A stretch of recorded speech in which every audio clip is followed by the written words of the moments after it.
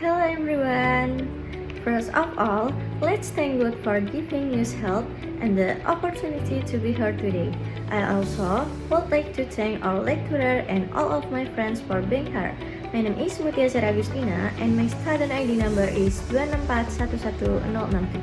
I am from Management Class 26A. Today, I am very happy because I have the opportunity to present one of the most important topics in economics, which is the concept of factors of production. Before we begin, I would like to ask you a simple question. Have you ever wondered how the products that we use every day are made? For example, the clothes we wear, the food we eat, the smartphones we use, or even the chairs and table in this classroom, all of these products do not appear by themselves. They are created through a production process that involves many different recourses. In economics, these recourses are known as factors of production. Without them, companies cannot produce goods or services. Therefore, understanding the factors of production helps us understand how businessmen operate and how the economy grows. During this presentation, I will explain what factors of production are, the different types of factors of production, example from everyday life, and why these factors are very important for economic activities. I hope this presentation will be easy to understand and useful for all us. So, without further ado, let's get started. Now let's move to the first topic, which is the definition of factors of production. Before discussing each factor one by one, we first need to understand what factors of production actually mean. In economics, factors of production are all resources used to produce goods and service. Artinya, faktor produksi adalah semua sumber daya yang digunakan untuk menghasilkan barang maupun jasa. Tanpa adanya faktor produksi, proses produksi tidak akan dapat berjalan.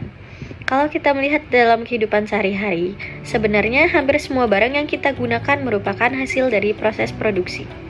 For example, when we buy a bottle of mineral water, we usually only see the final product. However, before it reaches consumers, the product goes through many production stages. Perusahaan membutuhkan sumber air yang bersih sebagai bahan baku, pekerja untuk mengoperasikan mesin untuk mengemas produk, kendaraan untuk mendistribusikannya, serta seorang pemimpin yang mengatur seluruh proses produksi. Semua unsur tersebut merupakan faktor produksi. Contoh lainnya adalah smartphone yang hampir selalu kita gunakan setiap hari. Sebelum sebuah smartphone bisa kita beli di toko, perusahaan harus memperoleh bahan baku dari alam, mempekerjakan ribuan tenaga kerja, menggunakan teknologi modern untuk merakit komponen, dan memiliki manajemen yang mampu mengatur seluruh proses produksi. Jadi, sebuah produk tidak mungkin dihasilkan hanya oleh satu faktor saja, melainkan melalui kerjasama berbagai faktor produksi. Dalam ilmu ekonomi, terdapat 4 faktor produksi utama, yaitu land, labor, capital, and entrepreneurship. Land refers to natural resources provided by nature. Labor means human effort used in the production process. Capital includes tools, machines, buildings, and technology that support production. And finally, entrepreneurship is the ability to organize and combine all production factors effectively. Keempat faktor tersebut saling melengkapi. Jika salah satunya tidak tersedia, maka proses produksi akan menjadi tidak maksimal atau bahkan tidak dapat dilakukan sama sekali. Pada slide berikutnya, kita akan membahas faktor produksi yang pertama, yaitu land atau sumber daya alam, beserta contoh penerapannya dalam kehidupan sehari-hari. Now let's move to the first factor of production, which is land. When people hear to the word land, they often think it only refers to soil or the ground where buildings are built. However, in economics, the meaning of land is much broader than that. Land refers to all natural resources provided by nature that can be used in the production process.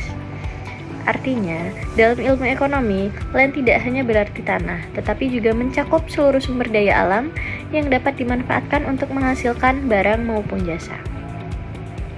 Beberapa contoh sumber daya alam antara lain adalah tanah, pertanian, air, sungai, hutan, laut, batu bara, minyak bumi, gas alam, emas, nikel, hingga sinar matahari.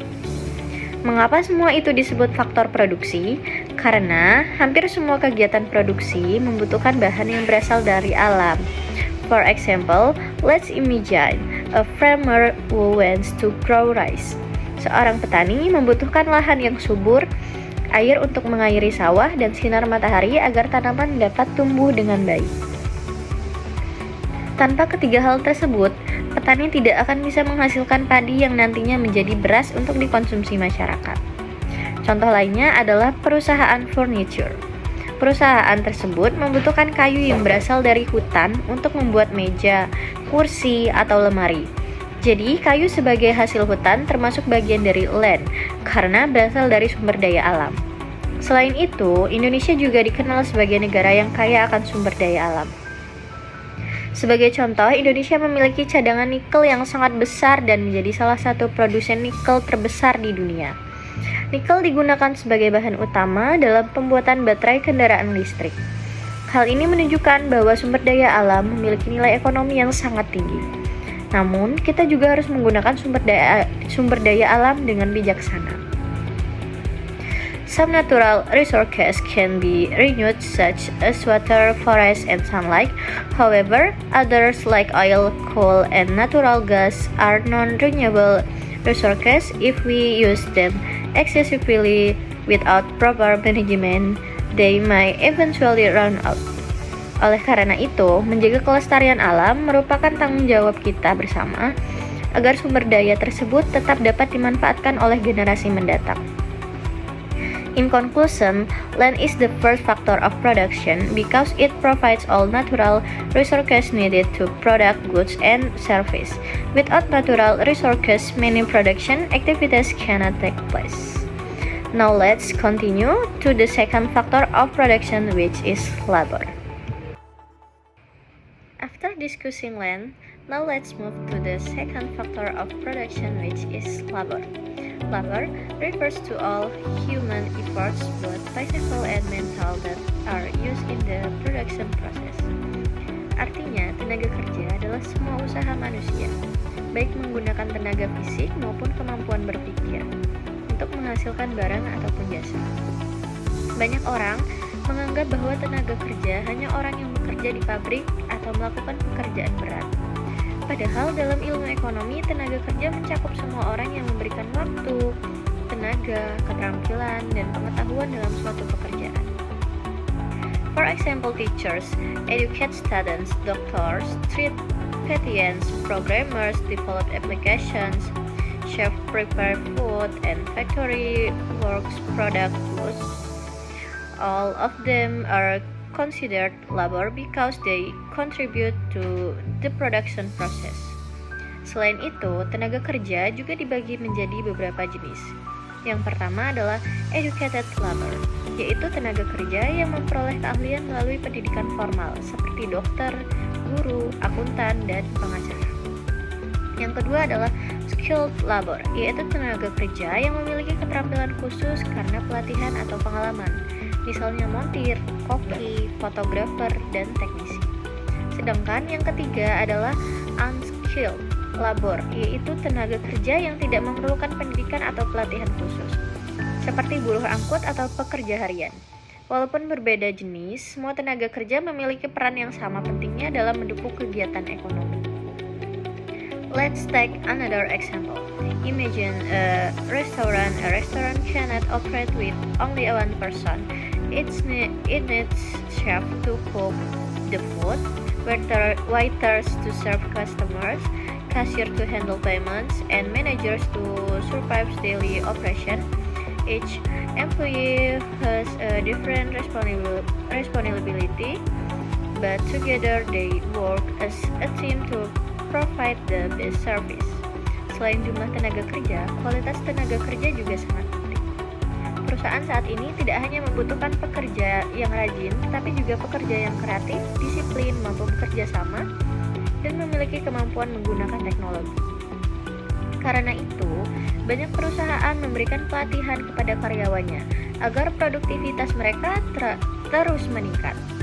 To sum up, labor is one of the most valuable production factors because people create ideas, solve problems, operate machines, and provide service. Without human effort, production activities cannot run effectively.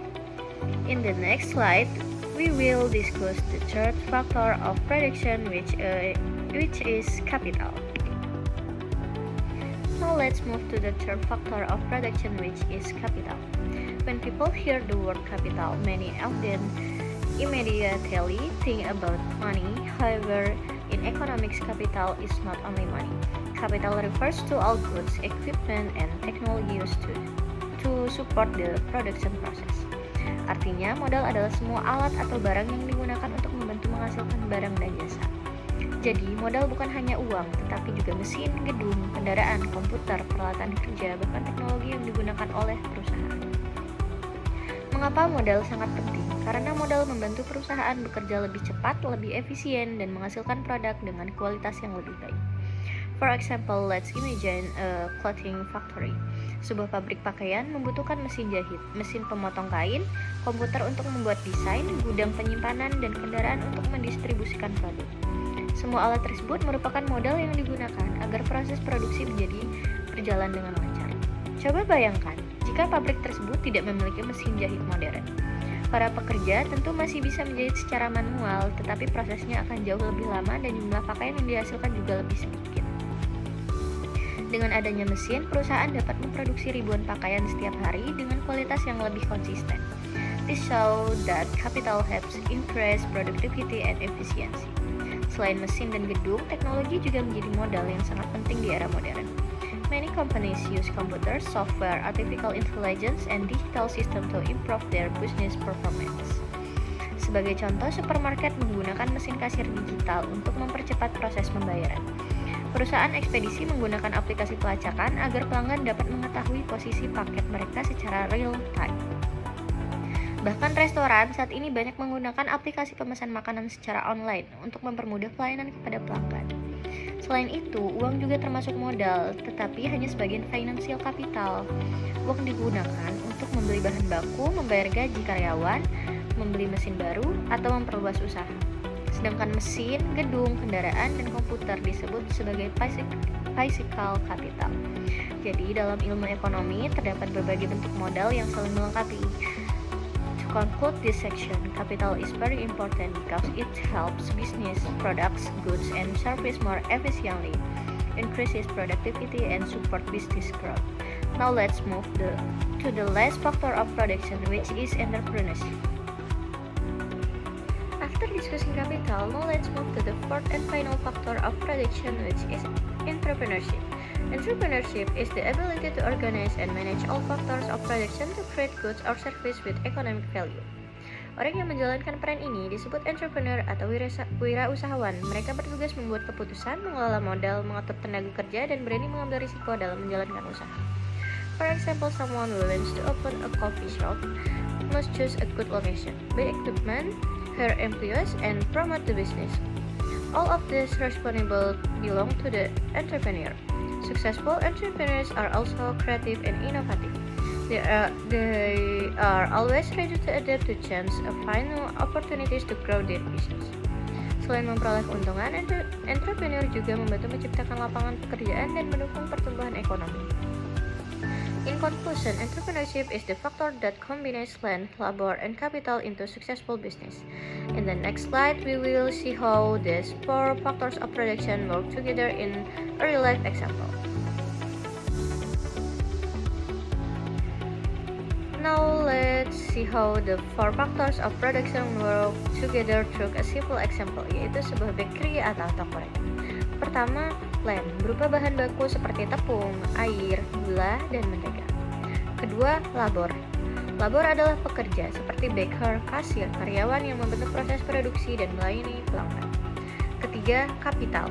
Kapital berupa peralatan seperti oven, mixer, etalase, dan digunakan untuk membuat dan menjual roti. Terakhir, entrepreneurship. Entrepreneurship adalah pemilik bakery yang mengelola usaha, membuat keputusan, dan mengatur seluruh kegiatan bisnis. From this example, we can see that all four production factors work together. Jika salah satu faktor tidak ada, proses produksi tidak akan berjalan dengan baik. Next, let's discuss the importance of production factor in economic activities. After learning about the factors of production, let's discuss why they are important. Production factors are the foundation of every economic activity. Tanpa faktor produksi, perusahaan tidak dapat menghasilkan barang maupun jasa yang dibutuhkan masyarakat.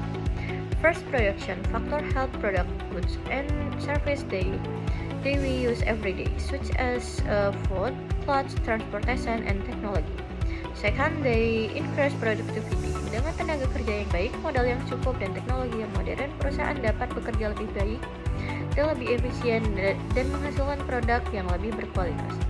Third, production factor create employment opportunities and support economic growth. Semakin banyak perusahaan berkembang, semakin banyak pula lapangan pekerjaan yang tersedia bagi masyarakat. To summarize, there are four main factors of production: land, labor, capital, and entrepreneurship. Each factor has its own role, but they must work together to achieve successful production. Now, I would like to end my presentation with the closing remarks. Today, we learned about the four factors of production: land, labor, capital, and entrepreneurship. These four factors work together to produce goods and services and support economic activities. I hope this presentation has helped you understand the importance of production factor in everyday life. Thank you to our lecturer and all of my classmates for your attention.